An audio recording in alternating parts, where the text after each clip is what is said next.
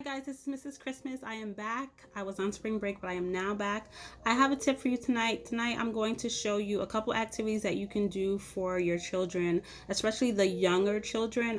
Again, I'm a kindergarten teacher, so my son is also in kindergarten, so I'm always working with younger children. So the activities that I want to show you tonight is basically ways that you can help your children remember those sight words, remember those spelling words. So instead of them writing their words 3 times each in their notebook with their pencil, here's a couple tips, a couple ideas that you can do that's kind of fun. So your children will be excited about it. So one of the first ones I wanted to show you, speaking of 3 times each, is rainbow words. So I'm showing you just an example. You can use like a notebook that you have. If you don't have notebook paper, you can use like a regular blank piece of paper like this, right? Whatever paper you have at this point, just use whatever you have. So one of the things that I do for my son is I write the words like in a rainbow. So these are the sight words that he's working on, and then I will put the colors for him, or I write the words and he do whatever colors he want underneath, and then he would write them according to the color. So it's kind of like a rainbow color.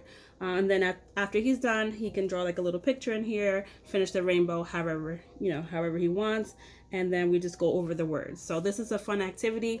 Instead of just writing the words with plain pencil, they can use different colors with markers if you have them. If you don't have markers, use crayons. So that's one activity that you can do. Another activity you can do is, okay, so I'm a teacher. I have sand at my house. However, if you don't have sand, Dollar Store is your best friend. They have sand.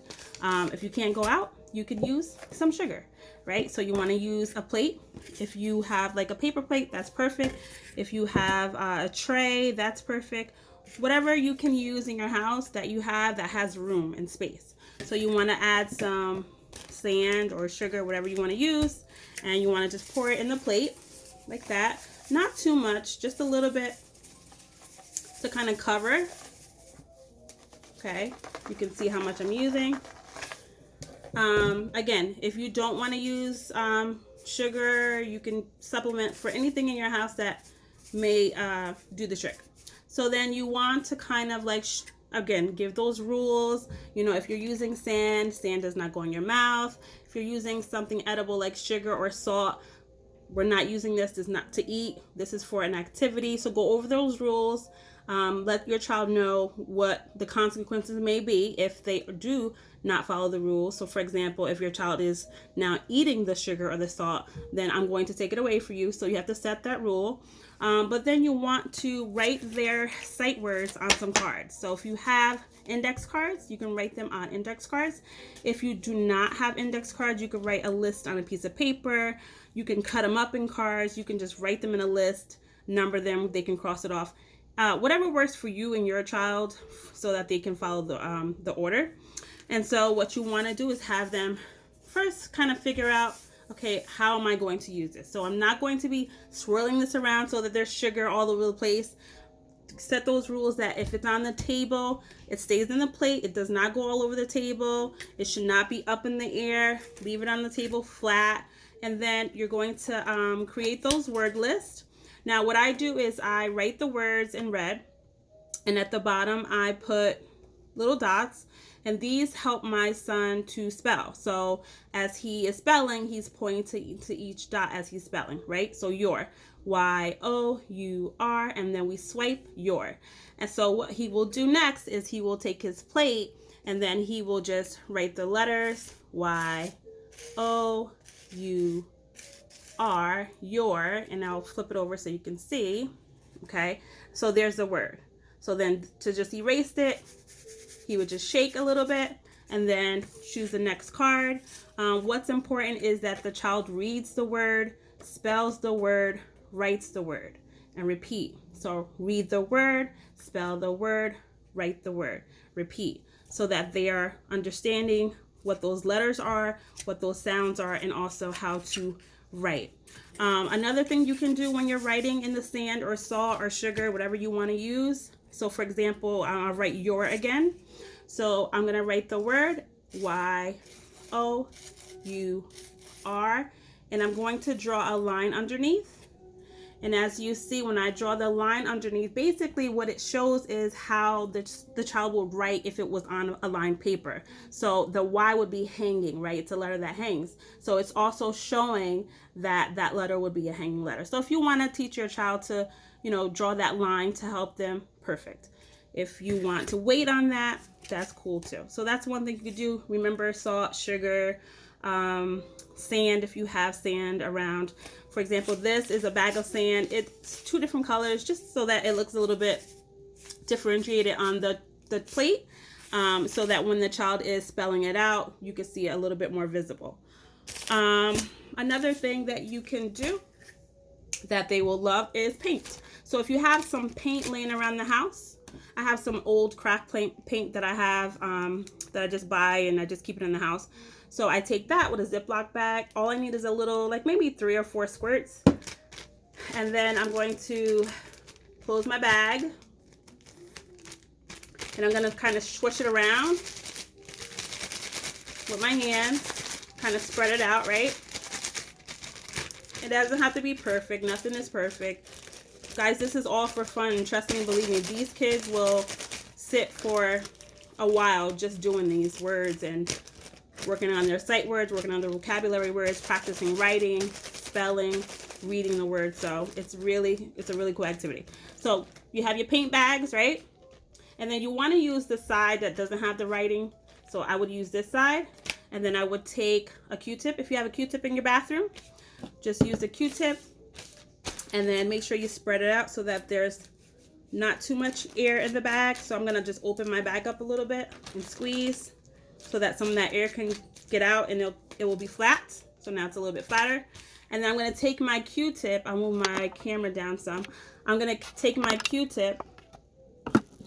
And on my Q-tip, I'm going to place it on the bag and I'm going to press. So I'm going to try the next word, which is who. Okay, so I'm going to just press W H O. Oops. Oh, okay. So this comes out like that. I might have a little bit too much paint in here, but usually you could see it very clearly if you press really hard. W H O. Okay, and then your child could also take their finger afterwards and maybe have them say it like 3 times. So who, W H O, who, W H O, who, W H O, who. Okay, and so that will help them practice those words as well. So they will kind of like doing this activity with paint. If you don't have paint, it's okay. So basically, if you have these materials in your house, you could try them. If you don't, you could supplement them for other things. I think there was one more thing that I wanted to show you. Oh, yes. So with these cards that I created, this is a little game that we play in my class. We play Pop for sight words, Pop for numbers. So this is one of the activities where we just write all of the sight words on a card that they are working on or that they've been studying. So I would write all of these words with the dots at the bottom. And then inside of some of these words, I would have the word pop. So 2 different ways you can play this. One of the ways that I play this with my students is I would hold it up. We would go around and choose a word. If we know how to say it, we know how to spell it, we keep it.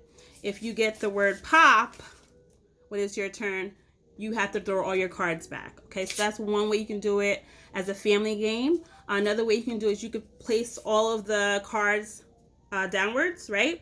So that none of the words are showing, and kind of like a matching game. They would flip over when it's their turn, read the word, say the word, spell the word. If they get pop, they have to put all of their cards back. If they don't get pop, they get to keep their cards. And then the person who has the most cards will win. And then one more thing I do with index cards also, again, if you don't have index cards, use paper, use whatever you have, people.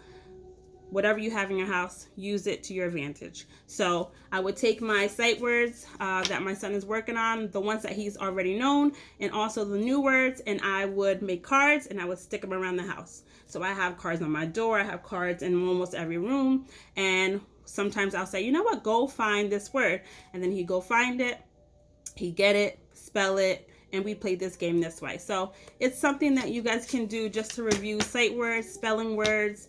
I hope it works for some of you. It works definitely for me in the classroom and also at home with my son. So these are just tips I wanted to share with you guys to help you out a little bit. I hope everybody's doing well. God bless you all. I hope everyone's safe and just feeling a little bit better and at ease with this transition. Remember, you're doing your best. You're doing a great job. Keep on pushing, parents. Love you guys. Talk to you soon.